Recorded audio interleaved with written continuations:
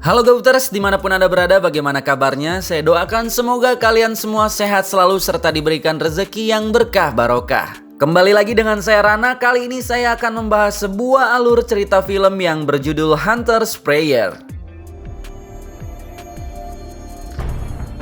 Film ini mengisahkan tentang seorang pembunuh bayaran yang hidupnya mendadak berubah ketika dia akan membunuh targetnya, yaitu seorang gadis yang masih berusia 16 tahun. Bagaimanakah alur cerita selengkapnya? Baik tanpa banyak ngangengong lagi, langsung saja renggangkan badan, hembuskan nafas, dan markijo. Mari kita lalajo. Silent.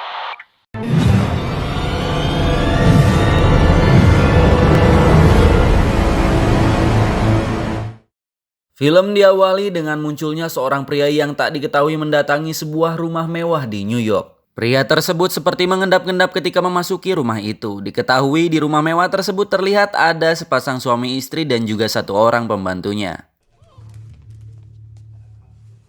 Dan ketika si pembantu membuka pintunya, tiba-tiba ia ditembak oleh pria itu. Lalu pria tersebut pun memasuki rumah dan langsung menembaki sepasang suami istri tersebut.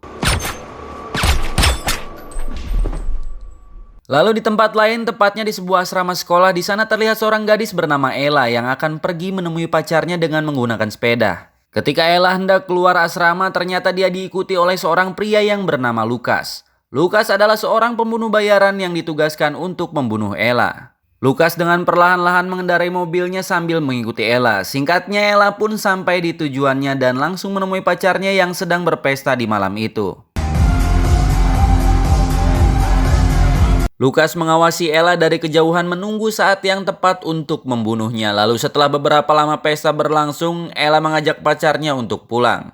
Namun tanpa diketahui Lucas sebelumnya ternyata ada satu pria lagi yang sama-sama mengawasi Ella. Tanpa tinggal diam, Lucas langsung menembak pria itu dengan bergegas menarik Ella dan pacarnya untuk kabur bersamanya. Beberapa orang lainnya yang tak Lucas ketahui langsung menembaki Lucas.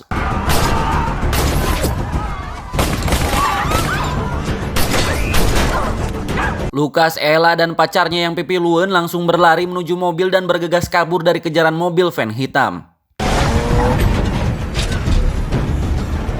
Benar saja, van hitam tersebut mencoba menghadang dan menembaki ke arah mobil Lucas tanpa ampun.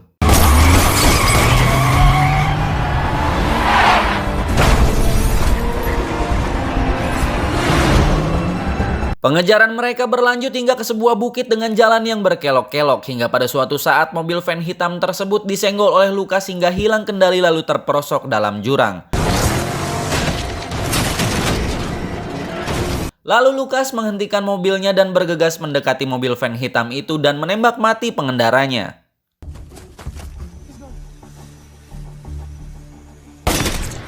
Sementara itu, Ella dan pacarnya keluar dari mobil karena ketakutan dan hendak pergi meminta bantuan. Namun Lucas menghadang mereka dan mengatakan kalau nyawa Ella sedang terancam dan ada seseorang yang sedang memburunya. Lucas dengan gregetan meminta Ella untuk masuk ke dalam mobilnya dan Ella pun berpikir bahwa ia tidak mau nyawanya terancam. Alhasil ia pun rela meninggalkan pacarnya di tengah jalan dan akhirnya menuruti Lucas dan masuk ke dalam mobil. Don't get into that car, please.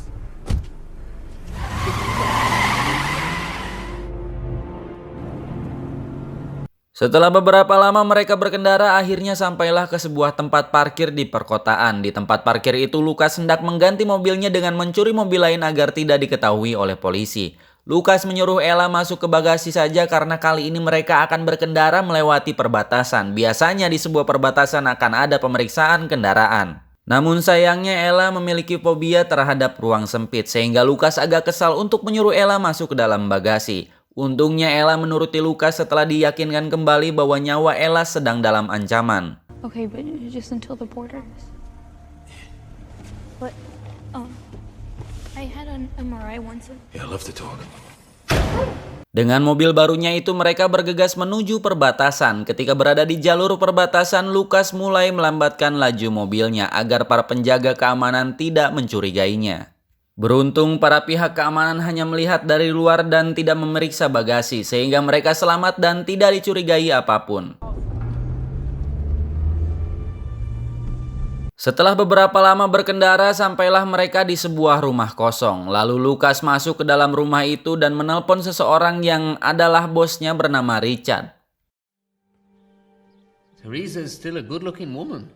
Richard sendiri adalah orang yang telah menyuruh Lukas untuk membunuh Ella. Selain itu, jika kalian ingat pada awal film di saat seorang pembunuh masuk ke dalam rumah mewah dan membunuh sepasang suami istri itu adalah pembunuh bayaran suruhan Richard yang sedang membunuh orang tua Ella. Dan sekarang Richard tahu kalau Lukas belum juga membunuh Ella dan menganggap Lukas telah berkhianat dan tak mematuhi perintahnya. Sehingga mau tak mau kini keadaan telah berbalik 180 derajat di mana Lukas dan Ella sekarang malah menjadi target pembunuhannya.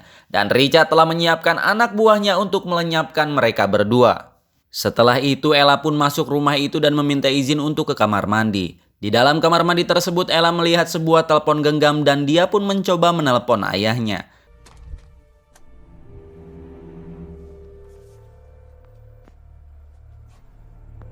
Namun yang mengangkat adalah seorang perempuan yang tiba-tiba mengatakan kalau Lukas sebenarnya adalah pembunuh bayaran dan akan membunuh dirinya. Sontak Ella pun kaget mendengarnya dan langsung menutup teleponnya. Ketika Ella keluar dari kamar mandi langsung saja bertanya benarkah kalau Lukas ditugaskan untuk membunuhnya. Lukas dengan berat hati menjawab dengan jujur dan mengiyakannya. Ella pun mencoba berlari namun ditahan dan pistol ditodongkan ke arahnya. Namun lagi-lagi Lukas tak tega dan tak sanggup menekan pelatuk pistolnya. Dia merasa bersalah dan hanya diam saja. Lukas tidak tega kalau harus membunuh seorang gadis yang masih remaja. Ella yang melihat Lukas hanya terdiam saja mengambil kesempatan ini dan langsung berlari kabur keluar rumah tersebut.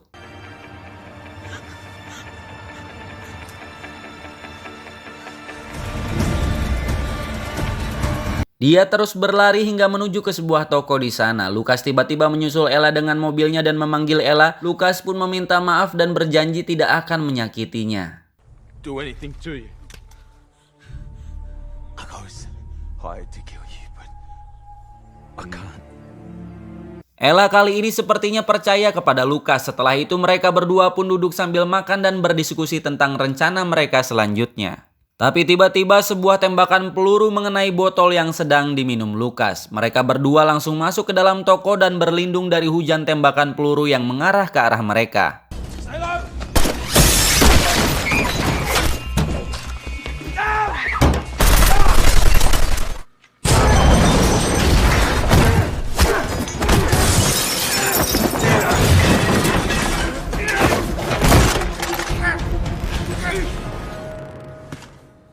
Tak lama untungnya Ella melihat sebuah jendela kecil dan mencoba keluar lewat jendela tersebut. Ketika dia berhasil keluar, tiba-tiba terlihat oleh seorang pria bersenjata yang langsung menodongkan senjata padanya. Untungnya Lukas berhasil menyelamatkan nyawa Ella dengan menabrakkan mobil kepada seorang pria bersenjata tersebut. Ella, get in! Come on, there could be more of them. Come on! Akhirnya Lukas dan Ella berhasil kabur menuju stasiun kereta. Lukas sudah berencana untuk menemui temannya yang bernama Danny agar meminta pertolongannya. Sebab Lukas ternyata terkena tembakan dan Danny juga berjanji akan membantu Lukas dan Ella untuk melarikan diri dari kejaran Richard. Sesampainya di dalam kereta sudah ada Danny yang menunggu. Setelah selesai mengobati Lukas, Danny pergi dan menemui Ella karena ada hal yang ingin Danny sampaikan. Lalu Danny menyampaikan kepada Ella bahwa jika terus-menerus bersama Lukas justru akan lebih berbahaya. Sebab Lukas adalah pecandu obat terlarang dan seorang pembunuh darah dingin yang tak peduli siapapun. Sama saja dengan membahayakan nyawa sendiri. If you think he cares about you, you're wrong. He's a junkie. Always was and always will be. Mendengar hal tersebut, Ella pun percaya jikalau perkataan Danny itu benar. Sehingga tak lama Ella keluar di stasiun berikutnya dan pergi meninggalkan Lukas. Setelah dirasa perkataan Danny berhasil mempengaruhi Ella, Danny pun kembali kepada Lukas dan menawarkan obat terlarang. I'm thinking of this. Awalnya Lukas tertarik sebab itulah yang selalu Lukas inginkan. Namun untungnya setelah dipikir kembali, Lukas menanyakan kembali kepada Dani, mengapa memberikan obat haram di saat si kontel alias situasi kondisi terlarang seperti ini membuat Lukas justru emosi dan merasa bahwa Dani hanya menipu dan membuat nyawa Ella terancam karena mempengaruhi Ella untuk pergi sendirian. Lukas yang emosi, ia pun menyuntik balik si Dani dengan obat haram yang ia beri sendiri. Ternyata dalam suntikan tersebut terdapat racun yang dapat membunuh nyawa jika tersuntik oleh barang haram itu. Dani pun dalam ajalnya mengaku bahwa dia dibayar oleh Richard untuk mengelabui dan membunuh Lukas dan juga Ella. He's put a brace on your head. Setelah itu Lukas bergegas pergi untuk mencari Ella yang ternyata sedang dihampiri dan diiming-imingi oleh seorang pembunuh bayaran suruhan Richard. Tak lama Lukas menyelamatkan Ella dan mulai adu tembak dengan pembunuh bayaran tersebut.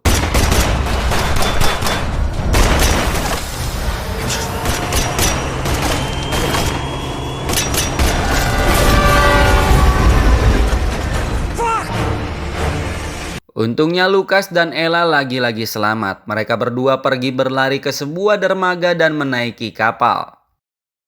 Singkat cerita, tibalah mereka di tempat tinggal Lukas yang terlihat kumuh. Ella sontak melihat ada komputer dan langsung menyalakannya. Dia mencoba mencari berita tentang pembunuhan orang tuanya.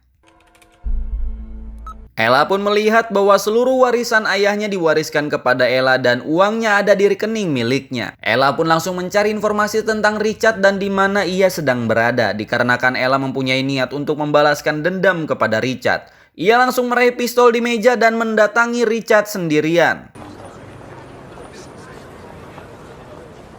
Setibanya di kantor Richard, Ella langsung menodongkan pistol kepada Richard. Namun Ella terlanjur tak kuasa menarik pelatuk dikarenakan Ella bukanlah seorang dengan mental pembunuh. Sayangnya Ella harus ditahan oleh kepolisian karena tuduhan percobaan pembunuhan terhadap Richard. Singkat cerita, Ella untungnya dibebaskan dari semua tuduhan karena Richard sama sekali tidak menuntut. Belum sempat keluar dari kantor polisi, Ella dihampiri oleh seorang perempuan yang mengaku dari FBI dan lalu mengajak Ella ke dalam mobil. Seatbelt? Di perjalanan, si agen FBI tersebut pun bertanya-tanya mengenai rekening Ella dan warisan ayahnya. Sontak Ella pun berkata, "Kamu nanya, kamu bertanya-tanya." Maksud saya, Ella sontak heran dan curiga mengapa orang ini bertanya terus-menerus tentang warisan.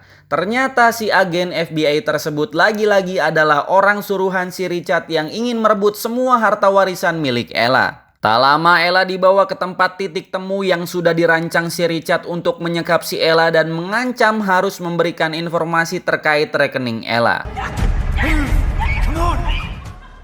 Di tempat lain, Lukas bergegas untuk menyusup masuk ke kediaman si Richard dan berniat menyelamatkan Ella. Di depan gerbang, Lukas dengan sigap menembaki security si Richard. Dan tibalah di rumah si Richard yang sedang mengadakan pesta. Setelah melihat Lukas yang sudah masuk ke rumah, Richard dengan rasa takut langsung pergi ke ruangan belakang dan menghindarinya. Cerdiknya, Lukas langsung mengikuti sampai ke ruangan pribadi si Richard dan menodongkan pistol sambil mengancam di mana Ella berada. Lalu Richard yang ketakutan mempertemukan Lukas kepada Ella yang sedang terikat di sebuah kursi sambil dijaga anak buah Richard. Tak lama setelah itu, anak buah Richard langsung memulai adu tembakan dengan Lukas. Sontak suara tembakan tersebut membuat seluruh tamu yang sedang berpesta langsung panik.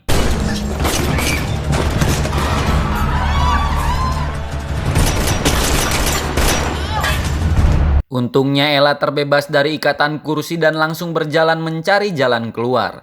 Tak lama sialnya anak buah Richard langsung mencegat Ella dan menembakkan pistolnya.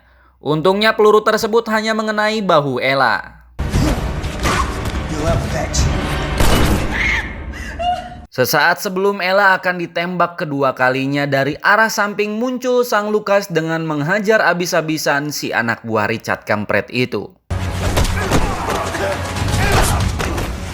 Namun belum juga puas berkelahi, dari arah belakang tiba-tiba anak buah Richard tersebut ditembak entah siapa yang membunuhnya. Ternyata Richard sendirilah yang membunuh ajudannya. Niat dari Richard membunuh anak buahnya tersebut adalah karena percuma saja jika mempunyai anak buah terbaik seperti mereka jika selalu gagal dalam misi. Kali ini Richard lah yang sedang dalam posisi kesal dan sedang membidik Lucas untuk dibunuhnya. Lucas kali ini pasrah dan hanya terdiam. Dikarenakan Lucas yang hoki dan mungkin mendapatkan pertolongan dari Sang Maha Kuasa, dari arah belakang si Richard yaitu si Ella yang padahal posisinya sedang kesakitan karena luka tembak di bahunya, masih mampu menembakkan pistol ke arah punggung Richard.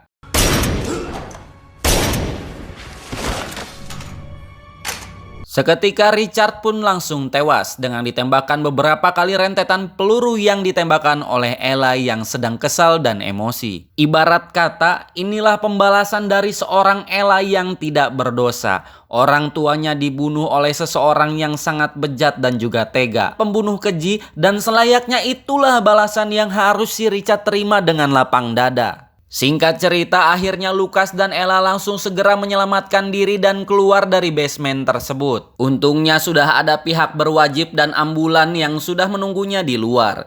Dengan segera Ella pun langsung diserahkan kepada tim medis yang bertugas untuk diobati luka bahunya. Setelah keadaan berbalik normal, film pun berakhir dengan bahagia. Pesan yang dapat disampaikan dari film ini adalah sejahat apapun seseorang, jika di dalam hatinya masih ada sedikit rasa belas kasihan, pasti akan muncul perlahan menjadi seseorang yang baik. Seperti Lucas yang padahal pecandu narkoboy sekaligus pembunuh bayaran yang kejam, tapi tetap saja ketika berhadapan dengan target yang seharusnya tak dibunuh, alhasil Lucas pun langsung berubah 180 derajat dengan seketika dan tiba-tiba rela mengorbankan nyawa demi menolong seorang Ella yang masih remaja dan tak berdosa apa-apa. Dan semua itulah kuasa Tuhan yang luar biasa, Sang Maha Pembolak balik hati. Maka jadilah seseorang yang jauh lebih baik lagi dan terus berusaha menjadi lebih baik sekalipun belum menjadi orang baik. Sekian alur cerita film Hunter Sprayer kali ini. Rana dan seluruh jajaran yang bertugas mohon izin pamit undur diri. Terima kasih, sampai jumpa di video-video menarik lainnya. Salam RN Movie.